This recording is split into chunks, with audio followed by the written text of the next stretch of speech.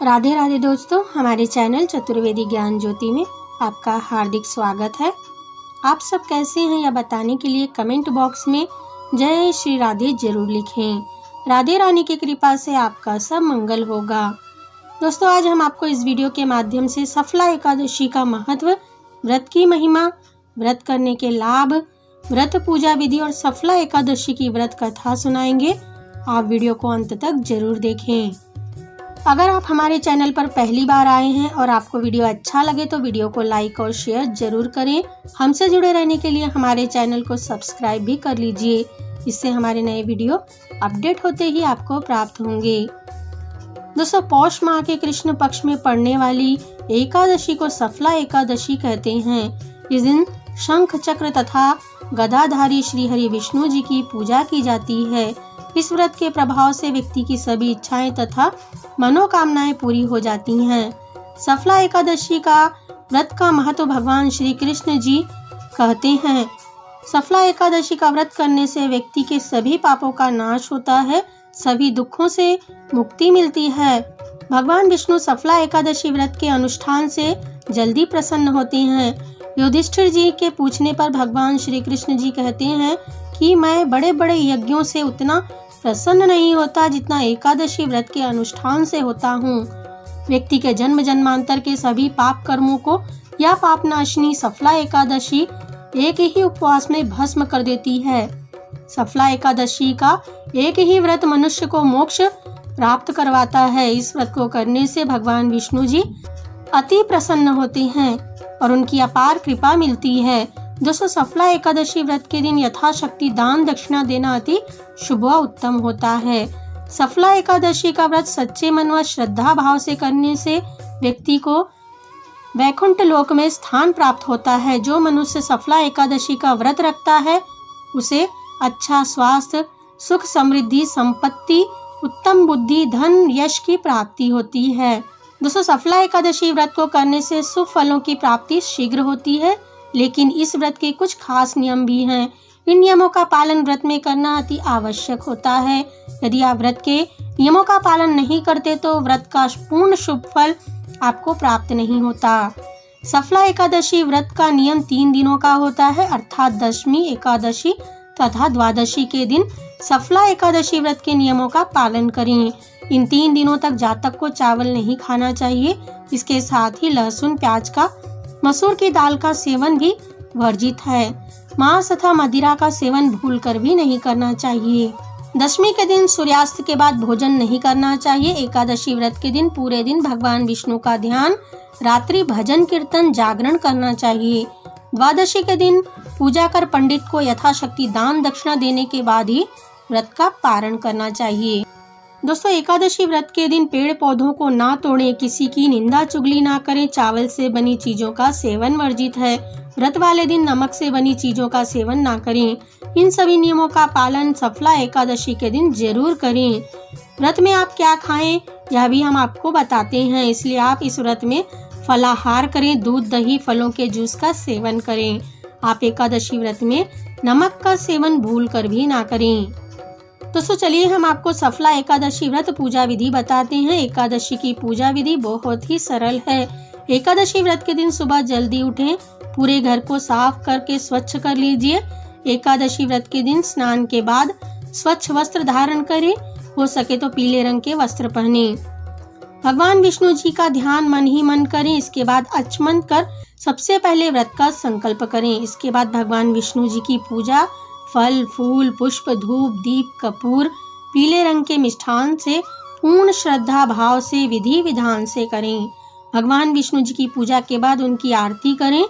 दोस्तों, भगवान विष्णु को नैवेद्य में तुलसी पत्र जरूर अर्पित करें। पूजा व आरती के बाद भगवान विष्णु जी के सामने हाथ जोड़कर क्षमा प्रार्थना करें और भगवान को दंडवत प्रणाम करें। इस दिन विष्णु सहस्त्र नाम का पाठ करें। दोस्तों, इस दिन सफला एकादशी की व्रत कथा जरूर पढ़ें और सुनें।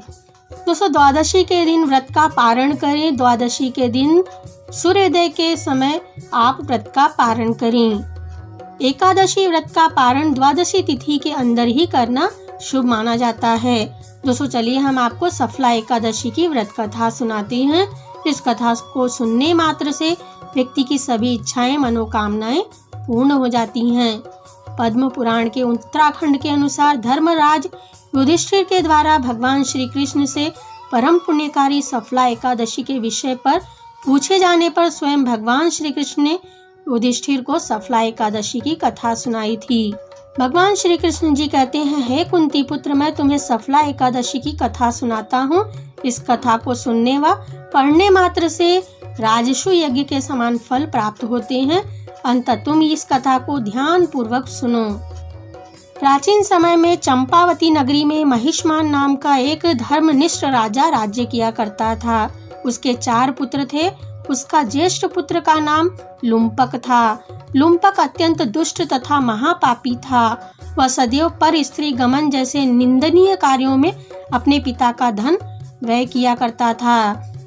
देव, ब्राह्मण, विद्वान आदि सुपात्रों की निंदा करके वह अति प्रसन्न होता था। राज्य की समस्त प्रजा उसके कुकर्मों से अत्यंत दुखी रहती थी, परंतु राज्य का युवराज होने के कारण सब चुपचाप उसके अत्याचारों को सहन करने के लिए विवश थे तथा किसी ने भी साहस कर राजा से इसकी शिकायत कभी नहीं की थी। परंतु जगत का यह नियम है कि बुराई अधिक समय तक व्याप्त नहीं रहती। एक दिन राजा महिष्मान को लुम्पक के कुकर्मों का पता चल गया तथा राजा अत्यंत क्रोधित हुआ तथा उसने लुम्पक को अपने राज्य से निकाल दिया। पिता द्वारा त्यागे जाते ही लुम्पक को सभी ने भी त्याग दिया। अब वह सोचने लगा कि अब मैं क्या करूं, कहां जाऊं। अंत में उसने रात्रि को पिता के ही राज्य में चोरी चकारी व लूट करना शुरू कर दिया। वह दिन में राज्य के बाहर रहने लगा तथा रात्रि को अपने पिता की नगरी में जाकर चोरी तथा अन्य दुष्ट कार्य करने लगा। रात्रि में वह जाकर नगर में निवास करने वाले लोगों को मारता तथा कष्ट देता। वन में वह निर्दोष पशु पक्षियों को मारकर उनका भक्षण कर लेता था। कभी किसी रात्रि जब वह नगर में चोरी आदि करते पकड़ा भी जाता तो राजा के डर से पहरेदार उसे छोड़ दिया करते थे। ऋषि मुनि द्वारा कहा गया है कि कभी कभी अनजाने में प्राणी प्रभु की कृपा पात्र बन सकता है। ऐसा ही कुछ दुष्ट लुम्पक के साथ भी होने वाला था। जिस वन में वह रहता था वह वन भगवान जी को अति प्रिय था। उस वन में एक प्राचीन पीपल का वृक्ष था तथा उस वन को प्रत्येक लोग देवताओं का निवास स्थान मानते थे। वन में उसी पीपल के वृक्ष के नीचे वह महापापी लुम्पक रहता था। कुछ दिनों के पश्चात पौष मास के कृष्ण पक्ष की दशमी के दिन अल्प वस्त्र पहनने के कारण लुम्पक भीषण शीत में मूर्छित हो गया। शीत के कारण वह रात्रि को सो ना सका तथा उसके हाथ पैर अकड़ गए। संपूर्ण रात्रि अत्यंत कठिनता से व्यतीत हुई। अंत सूर्य के उदय होने पर भी वह सचेत न हो पाया। साथ ही सफला एकादशी की दोपहर तक वह पापी मूर्छित ही पड़ा रहा। जब सूर्य के तपने से उसे कुछ गर्मी प्राप्त हुई तब दोपहर में उसे चेतना हुई तथा वह अपने स्थान से उठकर किसी प्रकार चलते हुए वन में भोजन की खोज में विचरण करने लगा। उस दिन वह शिकार करने में पूर्ण असमर्थ था। अंत पृथ्वी पर गिरे हुए फलों को एकत्रित कर पुनः अपने पीपल के वृक्ष के नीचे पहुंच गया, किंतु तब तक सूर्य भगवान अस्त होने चले थे।